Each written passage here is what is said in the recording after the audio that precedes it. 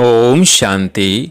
आज 26 अक्टूबर 2022 की साकार मुरली। आज बाबा ने कहा, मीठे बच्चे सदा इसी नशे में रहो कि हम शिव वंशी ब्रह्मा मुख वंशावली ब्राह्मण हैं। हमारा ईश्वरीय कुल सबसे ऊंचा है। प्रश्न, ऊपर घर में जाने की लिफ्ट कब मिलती है? उस लिफ्ट में कौन बैठ सकते हैं? उत्तर, अभी संगम युग पर ही घर जाने की लिफ्ट मिलती है। जब तक कोई बाप का न बने, ब्राह्मण न बने, तब तक लिफ्ट में बैठ नहीं सकते। लिफ्ट में बैठने के लिए पवित्र बनो, दूसरा सुदर्शन चक्र घुमाओ। यही जैसे पंख है, इन्हीं पंखों के आधार से घर जा सकते हो। गीत है, धीरज धर मनुआ। ओम शांति। मीठे मीठे संगम युगी ब्राह्मण, जिनको सुदर्शन चक्रधारी कहा जाता है, वह अभी गुप्त वेश में पढ़ रहे हैं। तुमको कोई समझ ना सके कि यह संगम योगी ब्रह्मा मुख वंशावली है। तुम बच्चे जानते हो हम शिव वंशी ब्रह्मा मुख वंशावली हैं। तो कुल का भी नशा चढ़ता है, क्योंकि तुम ही ईश्वरीय कुल के हो। ईश्वर ने ही बैठ तुमको अपना बनाया है, अपने साथ ले जाने के लिए।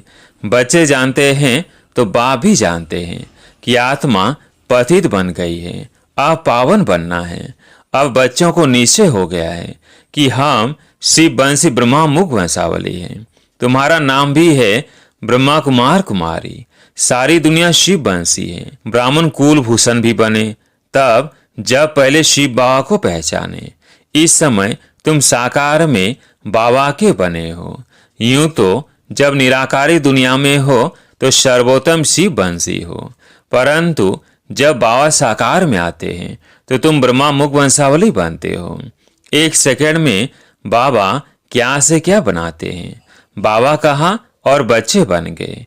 जैसे आत्मा मुख से बोलती है परंतु देखने में नहीं आती, वैसे मैं भी इस समय साकार में आया हूँ, बोल रहा हूँ। जैसे तुमको जब तक शरीर न मिले तब तक पाठ कैसे बजा सको? तुम तो बाल, युवा और वृद्ध अवस्था में आते हो। मैं इन अवस्थाओं में नहीं आता हूँ। तब तो कहा जाता है मेरा जन्म दिव्य और अलौकिक है। तुम तो गर्भ में प्रवेश करते हो। मैं खुद कहता हूँ कि मैं ब्रह्मातन में इनके बहुत जन्मों के अंत के समय वानप्रस्थ अवस्था में प्रवेश करता हूँ और तुमको बैठ पढ़ाता हूँ। तुमको कोई मनुष्य नहीं पढ़ाते, क्योंकि किसी मनुष्य में ज्ञान नहीं है। कहते हैं पतित पावन आओ, तो पतित पावन कौन? श्री कृष्ण तो सतयुग का पहला प्रिंस है। वह पतित पावन हो न सके। जब मनुष्य मरते हैं तो कहते हैं राम राम कहो। जब किसको फांसी पर चढ़ाते तो भी पादरी लोग कहते हैं गॉड फादर को याद करो, क्योंकि गॉड फादर ही सुखदाता है। बाप ही सब राज आकर समझाते हैं कि अब संगम युग है और हमारे सुख के दिन आ रहे हैं। 84 जन्म पूरे हुए, अभी संगम का सुहावना समय है। यही एक युग है ऊपर चढ़ने का। जैसे कि ऊपर जाने की लिफ्ट मिलती है, परंतु जब तक पवित्र ना बने, सुदर्शन चक्रधारी ना बने, तब तक लिफ्ट पर बैठ ना सके। इस समय जैसे पंख मिल रहे हैं, क्योंकि माया ने पंख काट दिए हैं। जब बाबा के बनते हैं, ब्राह्मण बनते हैं, तभी पंख मिलते हैं। अब संगम पर ब्राह्मण हैं, फिर देवता बनते हैं। तो तुम अभी संगम योगी हो और सतयुगी राजधानी में जाने का पुरुषार्थ कर रहे हो। बाकी सुख के दिन सबके लिए आ रहे हैं। तुमको धीरज मिल रहा है। बाकी दुनिया तो घोर अंधियारे में है। तुमको बाप कहते हैं सुदर्शन चक्रधारी ब्राह्मण कुल भूषण। यह कोई नया सुने तो कहे यह कैसे सुदर्शन चक्रधारी बन सकते हैं? सुदर्शन चक्रधारी तो विष्णु है, तो कितना फर्क हो गया। तुम्हारी बुद्धि में तो सारा चक्र है। इस समय तुम हो ईश्वरीय संतान, फिर बनते हो दैवी संतान, फिर वैश्य शूद्र संतान बनते हो। इस समय सबसे ऊंचा है ईश्वरीय कुल। वास्तव में महिमा सारी शिव की है, फिर शिव शक्तियों की, फिर देवताओं की, क्योंकि तुम इस समय सेवा करते हो। जो सेवा करते हैं उनको ही पद मिलता है। तुम हो रूहानी सोशल वर्कर। जिस्मानी सोशल वर्कर बहुत हैं। तुमको अब रूहानी नशा है कि हम अशरीरी आए थे, आकर अपना स्वराज्य लिया था। तुमको अब बाप द्वारा नॉलेज मिली है, स्मृति आई है। इसको कहा जाता है स्मृति लाभ था। अब बाप ही आकर स्मृति दिलाते हैं कि तुम ही देवता क्षत्रिय बने हो। अब 84 जन्मों के बाद आकर मिले हो।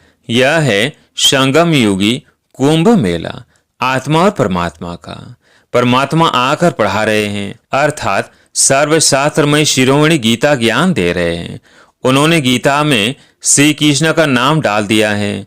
अगर श्री कृष्ण हो तो सब उनको चटक जाए, क्योंकि उनमें बहुत कशिश है। सतयुग का फर्स्ट प्रिंस है। श्री कृष्ण की आत्मा अब सुन रही है, और जो भी कृष्णपुरी की आत्माएं हैं वह भी सुन रही हैं। अब तुमको स्मृति आई है कि हम ही कृष्णपुरी अथवा लक्ष्मी नारायण पुरी के हैं। बाप नॉलेज फुल है। बाप में जो नॉलेज है वो हमको दे रहे हैं। कौन सी नॉलेज? परमात्मा को बीज रूप कहा जाता है, तो सारे झाड़ की नॉलेज दे देते हैं। ज्ञान सागर है, तभी पतित पावन है। जब लिखते हो तो समझ से लिखो। पहले पतित पावन कहे या ज्ञान सागर कहे? जरूर ज्ञान है, तब तो पतितों को पावन बनाएंगे। तो पहले ज्ञान सागर फिर पतित पावन लिखना चाहिए। यह ज्ञान सागर बाप ही सुनाते हैं। तो मनुष्य 84 जन्म कैसे लेते हैं, एक का थोड़ी बताएंगे। यह राजयोग की पाठशाला है। पाठशाला में तो बहुत होंगे, एक को थोड़ी पढ़ाएंगे। हम कहते हैं बाप है, टीचर है, तो बहुतों को पढ़ाते हैं। देखते हो बेहद के बच्चों को पढ़ाते हैं और वृद्धि होती जाती है। झाड़ धीरे धीरे बढ़ता है। जब थोड़ा निकलता है तो चिड़ियाएं खा जाती हैं। तुम देखते हो इस झाड़ को माया का तूफान ऐसा आता है जो अच्छे अच्छे बिखर जाते हैं। बाबा शुरू में बच्चों की ऐसी चलन देखते थे तो कहते थे तुम्हारी चलन ऐसी है जो तुम ठहर नहीं सकेंगे, इसलिए श्रीमत पर चलो। वो कहते थे कुछ भी हो जाए हम भाग नहीं सकते, फिर भी वो भाग गए। तब गाया हुआ है आश्चर्य सुनंती कथंती भागंती। तो तुम प्रैक्टिकल में देख रहे हो ऐसे होता जा रहा है, क्योंकि माया सामने खड़ी है। मलय युद्ध होती है, दोनों तरफ से पहलवान होते हैं। फिर कभी किसी की हार कभी किसी की जीत। तुम्हारी अब माया से युद्ध है। माया से जीत पहन तुम राजा स्थापन कर रहे हो। बाप कहते हैं यह विनाश की निशानी है वंश। शास्त्रों में लिखा हुआ है कि पेड़ से मूसल निकाल अपने कुल का विनाश किया। तुम जानते हो कि बाबा आया है पावन दुनिया बनाने, तो पुरानी दुनिया का विनाश जरूर चाहिए, नहीं तो हम राजा ही कहाँ करेंगे। इस पढ़ाई की प्रारब्ध है भविष्य नई दुनिया के लिए, और जो भी पुरुषार्थ करते हैं वो इस दुनिया के लिए हैं। सन्यासी जो पुरुषार्थ करते हैं वो भी इस दुनिया के लिए हैं। तुम कहते हो हम यहाँ आकर राजा ही करेंगे, परंतु गुप्त रूप होने के कारण घड़ी घड़ी बच्चे भूल जाते हैं। नहीं तो बड़े आदमी कहाँ जाते हैं, नहीं तो बड़े आदमी कहाँ जाते हैं तो कितनी सौगात करते हैं।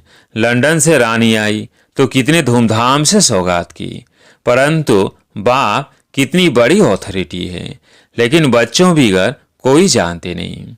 हम शो भी नहीं कर सकते, क्योंकि नई बात है। मनुष्य मूंझते भी है कि हाँ ब्रह्मा कहाँ से आया, क्योंकि आजकल तो टाइटल बहुत रख देते हैं। बाबा कहते हैं अंधेर नगरी है, कुछ भी नहीं जानते हैं। अगर समझो साधु संत गुरुओं को मालूम पड़ जाए कि बाप आया है, जिसको हम सर्वव्यापी कहते थे, वह मुक्ति जीवन मुक्ति आकर दे रहे हैं। अच्छा जान जाए तो आकर लेने लग जाए। ऐसा पांव पकड़ ले जो मैं छुड़ा भी ना सकूं। ऐसा हो तो सब कहें कि इनके पास जादू है और गुरु का माथा खराब हो गया है, परंतु अभी ऐसा होना नहीं है, यह पिछाड़ी में होना है। कहते हैं ना कन्याओं ने भीष्म पितामह को वाण मारे, यह भी दिखाते हैं। वाण मारने से गंगा निकल आई, तो सिद्ध है पिछाड़ी में ज्ञान अमृत सबको पिलाया है। मनुष्य तो कुछ भी जानते नहीं, कह देते हैं परमात्मा तो सर्वव्यापी है। बुद्धि को भी सर्वव्यापी कह देते हैं। इसको कहा जाता है पत्थर बुद्धि। हम भी पहले पत्थर बुद्धि थे, तो बाप आकर समझाते हैं कि गॉड फादर को कभी भी साकारी व आकारी नहीं कहेंगे, वह तो निराकार है। उन्हें सुप्रीम सोल कहा जाता है। आधा कल्प तुमने भक्ति की, कहते हैं ना भक्ति करते करते भगवान मिलेगा, तो जरूर है कि भक्ति करते करते दुर्गति को पाया है। फिर बाप आता है सदगति करने, कहते भी है ना सर्व के सदगति दाता। तो मनुष्य थोड़ी समझते हैं कि परमात्मा कब और किस रूप में आया। कह देते हैं द्वापर युग में श्री कृष्ण रूप में आएगा। इसको कहा जाता है घोर अंधियारा। कहते हैं ना कुंभकर्ण को नींद से जगाया तो जागे नहीं, तो बाप ने अब डायरेक्शन निकाला है कि पवित्र बनो और भगवान से डायरेक्ट गीता सुनो। 7 रोज क्वारंटाइन में बिठाओ, दे दान तो छूटे ग्रहण। अभी सब को 5 विकारों का ग्रहण लगा हुआ है, इसलिए पतित बन गए हैं। रावण राज्य है ना। अब बाप कहते हैं बच्चे तुम मेरा बनो, दूसरा ना कोई। श्री श्री 108 की श्रीमत पर चलने से तुम 108 विजयी माला का दाना बन जाएंगे। मैं माला का दाना नहीं बनता हूँ, मैं तो न्यारा हूँ जिसकी निशानी फूल है। युगल दाना ब्रह्मा सरस्वती बनते हैं।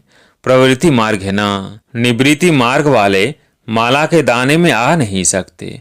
हाँ पवित्रता को धारण करते हैं तो फिर भी अच्छे हैं, परंतु यह गुरु सदगति दे न सके। सदगति दाता एक ही सदगुरु है। सदगुरु अकाल कहते हैं। सदगुरु तो एक परमात्मा को कहा जाता है। साकार गुरु लोग अकाल मूर्त थोड़ी बन सकते हैं। लौकिक बाप टीचर गुरु को तो काल खा जाता है, मुझको तो काल खा ना सके। बाप कितनी अच्छी अच्छी बातें समझाते हैं। जो इतनी सहज बातें नहीं समझ सकते तो बाबा उनको कहते अच्छा बाप को याद करो। चक्र को भी याद करना पड़े, बाप के साथ बरसे को भी याद करना पड़े। बाप को याद करो तो विकर्म भस्म हो। बाप तो सम्मुख आया हुआ है। बाप को अशरीरी कहा जाता है। ब्रह्मा विष्णु शंकर सबको अपना अपना शरीर है। मुझे तो अपना शरीर है नहीं, तुम्हारे तो मामे काके सब है। मेरा मामा चाचा तो कोई है नहीं। आता भी हूँ, परंतु तुम कैसे आते हो, मैं कैसे आता हूँ। बुलाते हैं गॉड फादर, परंतु कहाँ से आता हूँ, परम धाम से, जहाँ से तुम आते हो, जिसको ब्रह्मांड कहा जाता है। इस समय तुम ब्रह्मामुख वंशावली रुद्र यज्ञ के रक्षक हो। राजयोग की शिक्षा देने वाले, राजयोग सिखलाने वाले तुम टीचर हो गए ना। अच्छा मीठे मीठे सिकिल्धे बच्चों प्रति माता पिता बाप दादा का याद प्यार और गुड मॉर्निंग। रूहानी बाप की रूहानी बच्चों को नमस्ते। हम रूहानी बच्चों की रूहानी बाप दादा को याद प्यार गुड मॉर्निंग नमस्ते नमस्ते। धारणा के लिए मुख्य सार। पहला पॉइंट, माला का दाना बनने के लिए यह धारणा पक्की करनी है कि मेरा तो एक शिव बाबा, दूसरा ना कोई। स्मृति लब्धा बनना है। दूसरा पॉइंट, श्री श्री 108 शिव बाबा की श्रीमत पर पूरा पूरा चलना है। मेरा मेरा छोड़ ग्रहण से मुक्त होना है। आज प्यारे मीठे बाबा का वरदान, ब्राह्मण जीवन में सदा सुख का अनुभव करने वाले, मायाजीत क्रोध मुक्त भव। ब्राह्मण जीवन में सदा सुख का अनुभव करने वाले, मायाजीत क्रोध मुक्त भव। ब्राह्मण जीवन में यदि सुख का अनुभव करना है तो क्रोध जीत बनना अति आवश्यक है। भले कोई गाली भी दे, इंसल्ट करे, लेकिन आपको क्रोध न आए। रोब दिखाना भी क्रोध का ही अंश है। ऐसे नहीं, क्रोध तो करना ही पड़ता है, नहीं तो काम ही नहीं चलेगा।